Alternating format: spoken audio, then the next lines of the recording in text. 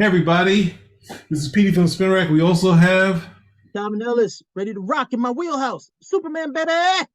in the NYCC 2023, we had the Superman Superstars Initiative. It includes Cal's favorite, Jason Aaron. Tell us Yo! about it. Wait, you gotta be supportive of this. This is a new Yo! initiative.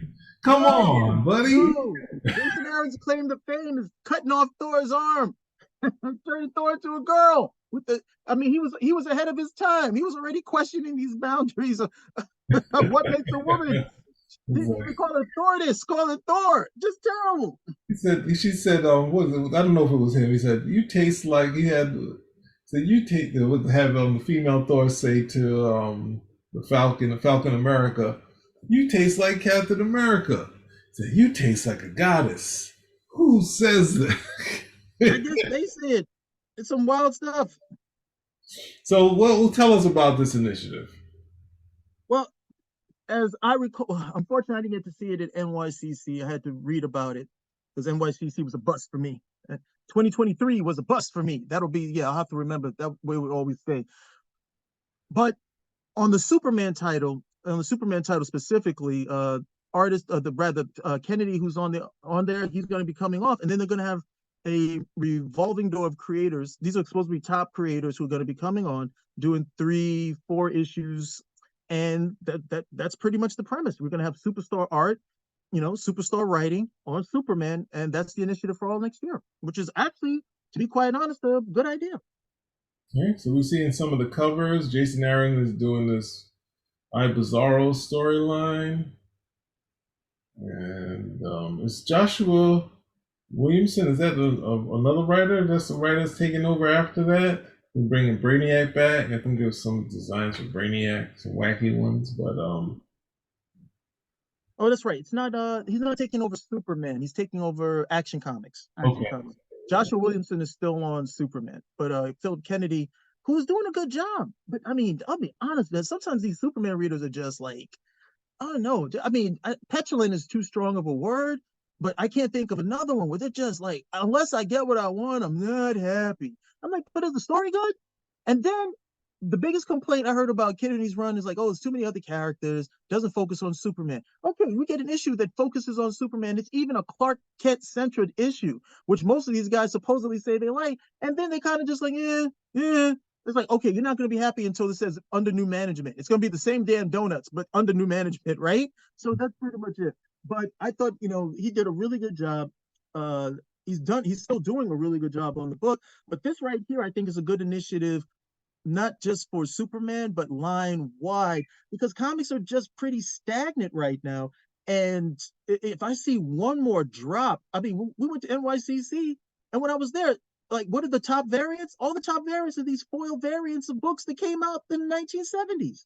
Hmm. Swamp Thing #1, two foil variant covers. Like, come on. The variant should be of the stuff that's hot right now. Nothing's hot. Guys are buying robotically, if that. And yeah, I think you do need at some point, look, not so much go back to the well, but let's get some of these guys, get some of these names, on the book so we can actually generate some interest. And I like the fact that they're doing with Superman before anybody else, which is always my approach. No, do it here. Do it here, especially since you're saying you can sell Batman, you can just slap a bat and sell everything on. No. So if you're doing these initiatives, do it here, and then maybe you can get two top books selling at the same time as opposed to one. I'm just gonna do my last scan through on these covers. The Mora cover with Lois Lane is actually, I'm curious to see how that's going to be received. This one, oh, the Dirty Dancing. I had. That, yeah, that one. I think that's Dan Moore's art. Yeah. We'll see how it goes. I mean, what's the name? What was it? The Legends of the Dark Knight had that feel where you just wait. I can't wait for my favorite talent to work on this book. So maybe that'll have that, and you know, Yeah, um, and they need to do stuff like that for some reason, and I don't understand why. They got the perception that they could do all of these wild stories with Batman. Batman could be a cowboy. Legends of Dark Knight, you can do all of these type of stories. And I mean, yeah, it's easier to see Batman addicted to Venom than I guess Superman at the end of the day. But the idea is like, oh, we can't do these particular stories, with this character. And you're like, that's ridiculous. There's a whole bunch of other stories you can do, but you need to have the talent coming on there. They definitely need to have some room. But the focus again is talent. Somebody who can actually write, not somebody. Well, this is my type of story, so I'm going to come over here, expose a secret identity. No, you don't, Bendis. Either you can write a Superman story or you can't. It wasn't that he couldn't, but he couldn't rein himself in. So you gotta go. So you gotta go. Well, that's the hard part because I thought, maybe this would be, and they had a lot of talent as far as talented artists with Bendis, but he kind of fell into the trap of, hey, I didn't do it yet. I need to do my version of that when they already had the truth. When Superman reveals his identity, and it's just like a 180. It's like, okay, he reveals his identity, and everyone's okay. So we just saw everyone was upset the first time, and it's like that's why you say, oh well, someone else did it, unless I can really bring something else to it, and or say that's already been done. So that's what I was going to do. So let me just do something different. So I thought, okay, you're going to add some new villain. Nope, I'm going to do reveal of identity, and whatever, and get rid of it. How many times do you do that? Like, let's see how it happens with Superman.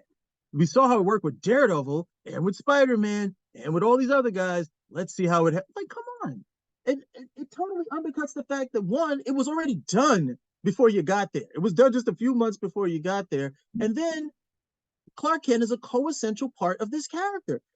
I've said it before. Not every superhero who has a secret identity really needs that secret identity. It was pretty obvious that Captain America, no, you could tell Captain America stories whether people know he's Steve Rogers or not. It didn't really affect the character. But Clark Kent is such an essential part, co-essential part of the mythos of Superman. You can't get rid of that aspect, and they keep showing you over and over.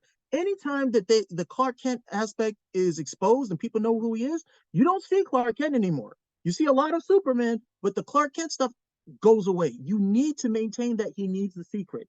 So, the idea they were even greenlight it was like, oh, and they greenlit it, they got rid of him, and he still got paid.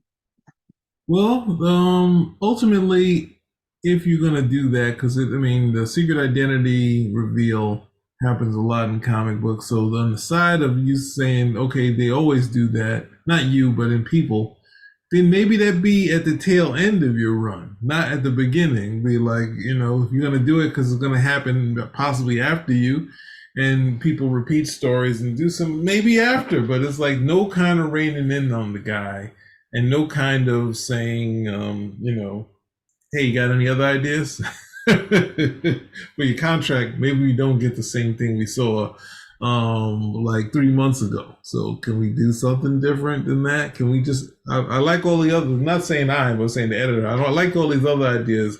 Maybe we not do this other thing with the identity reveal. So, oh, we got the explosion, the identity reveal. But anyway, any other thoughts? Any other before we close this out? Again, good idea. I mean, because usually if it works for Superman, it tends to work line wide. So we can do the whole death of Superman stuff, and then after that, we'll get Nightfall. You can work your way all through the rest of the DC universe, and it tends to work. Maybe not the sales are as strong for each time, but it's something that you can make thematic.